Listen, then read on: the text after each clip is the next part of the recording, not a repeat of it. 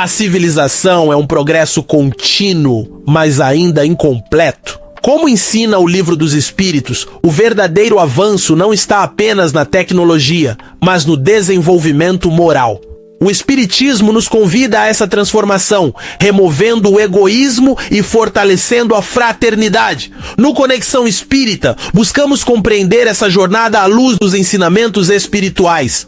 Vamos juntos nessa caminhada! Hoje vamos tratar do assunto civilização, que está nas perguntas 790 a 793 de O Livro dos Espíritos. Mas antes de repassar para Marcelo, vamos a mais uma frase de Chico Xavier. Fico triste quando alguém me ofende, mas com certeza eu ficaria mais triste se fosse eu o ofensor. Magoar alguém é terrível. Vamos lá, Gabriel. Pergunta 790. A civilização é um progresso, ou, segundo alguns filósofos, uma decadência da humanidade? Progresso incompleto, pois o homem não passa subitamente da infância à maturidade. Pergunta 790A. É razoável condenar-se a civilização?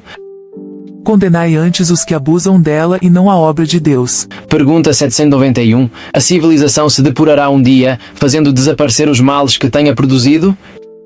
Sim, quando a moral estiver tão desenvolvida quanto a inteligência. O fruto não pode vir antes da flor. Questão 792. Por que a civilização não realiza imediatamente todo o bem que ela poderia produzir?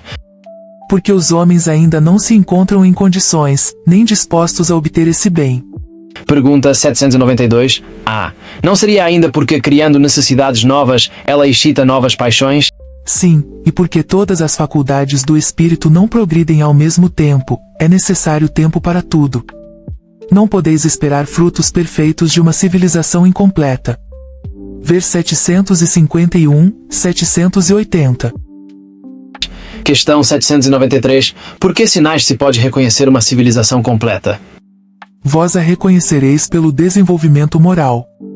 Acreditais estar muito adiantado por terdes feito grandes descobertas e invenções maravilhosas, porque estáis melhor instalados e melhor vestidos que os vossos selvagens, mas só tereis verdadeiramente o direito de vos dizer civilizados quando houveres banido de vossa sociedade os vícios que a desonram e quando passardes a viver como irmãos, praticando a caridade cristã. Até esse momento não sereis mais do que povos esclarecidos, só tendo percorrido a primeira fase da civilização. Comentário de Kardec. A civilização tem os seus graus, como todas as coisas.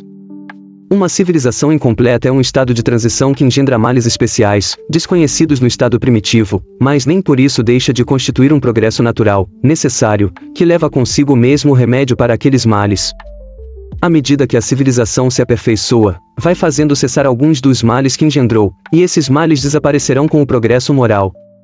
De dois povos que tenham chegado ao ápice da escala social, só poderá dizer-se o mais civilizado, na verdadeira acepção do termo, aquele em que se encontre menos egoísmo, cupidez e orgulho, em que os costumes sejam mais intelectuais e morais do que materiais, em que a inteligência possa desenvolver-se com mais liberdade, em que exista mais bondade, boa-fé, benevolência e generosidade recíprocas, em que os preconceitos de casta e de nascimento sejam menos enraizados, porque esses prejuízos são incompatíveis com o verdadeiro amor do próximo, em que as leis não consagrem nenhum privilégio e sejam as mesmas para o último como para o primeiro, em que a justiça se exerça com um mínimo de parcialidade, em que o fraco sempre encontre apoio contra o forte, em que a vida do homem, suas crenças e suas opiniões sejam melhor respeitadas, em que haja menos desgraçados e, por fim, em que todos os homens de boa vontade estejam sempre seguros de não lhes faltar o necessário asterisco.